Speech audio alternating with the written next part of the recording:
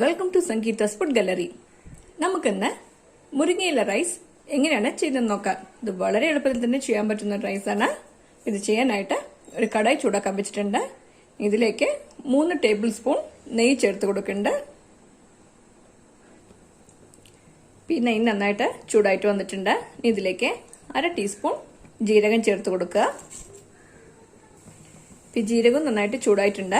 ഇതിലേക്ക് 3 അല്ലി വെളുത്തുള്ളി പൊടിയായിട്ട് കട്ട് ചെയ്ത് വെച്ചിട്ടുണ്ട്. ഇത് ചേർത്ത് കൊടുക്കാം. ഇതൊന്ന് വഴറ്റി കൊടുക്കണം. ഈ വെളുത്തുള്ളി ഓപ്ഷനിലാട്ടോ. നിങ്ങൾക്ക് വെളുത്തുള്ളിയുടെ ഫ്ലേവർ ഇഷ്ടമല്ലെങ്കിൽ ചേർക്കേണ്ട ആവശ്യമില്ല. വെളുത്തുള്ളി നന്നായിട്ട് വേണ്ടിട്ട് ഇതിന്റെ പച്ചമണക്കം മാറിയിട്ടുണ്ട്. ഇനി ഇതിലേക്ക് 1 കപ്പ് മുരിങ്ങയില ചേർത്ത് കൊടുക്കണ്ട. ഇത് നന്നായിട്ട് ക്ലീൻ ചെയ്ത് കഴുകിയ ശേഷം വെള്ളമെല്ലാം കളഞ്ഞിട്ട് വെച്ചിരിക്കുന്ന മുരിങ്ങയിലയാണ്. ഇത് ചേർത്ത് കൊടുക്കാം.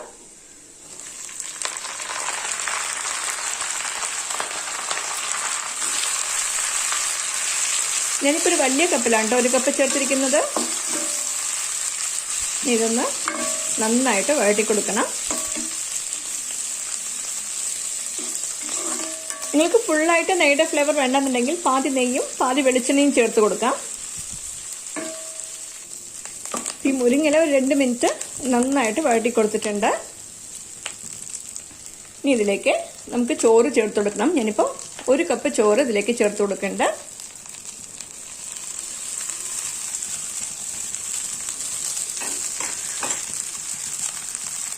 ആവശ്യത്തിന് ഉപ്പ് ചേർത്ത് കൊടുക്കാം.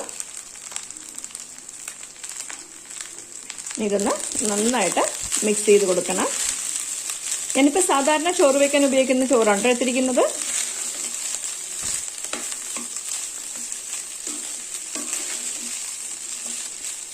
ഇനി 1 കപ്പ് ചോറിന് 1 കപ്പ് മുരിങ്ങയില ചേർത്ത് കൊടുത്തിട്ടുണ്ട്. നിങ്ങൾക്ക് മുരിങ്ങയില അധികം വേണമെങ്കിൽ അധികം ചേർത്ത് കൊടുക്കാം.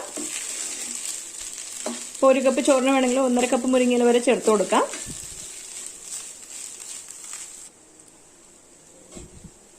ഈ ചോറും മുരിങ്ങയിലൊക്കെ നന്നായിട്ട് മിക്സ് ആയിട്ട് വന്നിട്ടുണ്ട്.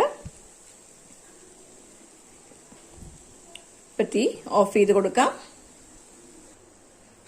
ഇപ്പോൾ ഹെൽത്തി ആൻഡ് ടേസ്റ്റി ആയിട്ടുള്ള നമ്മുടെ മുരിങ്ങയില റൈസ് റെഡി ആയിട്ടുണ്ട്. ഇത് വളരെ എളുപ്പത്തിൽ തന്നെ ചെയ്യാൻ പറ്റുന്ന ഒരു ലഞ്ച് ബോക്സ് റെസിപ്പി കൂടിയിട്ടാണ്. നിങ്ങളും ഈ റെസിപ്പി ട്രൈ ചെയ്ത് നോക്കണം. ഇഷ്ടമായെങ്കിൽ ലൈക്ക് ചെയ്യാനും ഷെയർ ചെയ്യാനും സബ്സ്ക്രൈബ് ചെയ്യാനും മറക്കരുത്. നിങ്ങളുടെ ഫീഡ്ബാക്ക് അറിയിക്കും വേണം. Thanks for watching.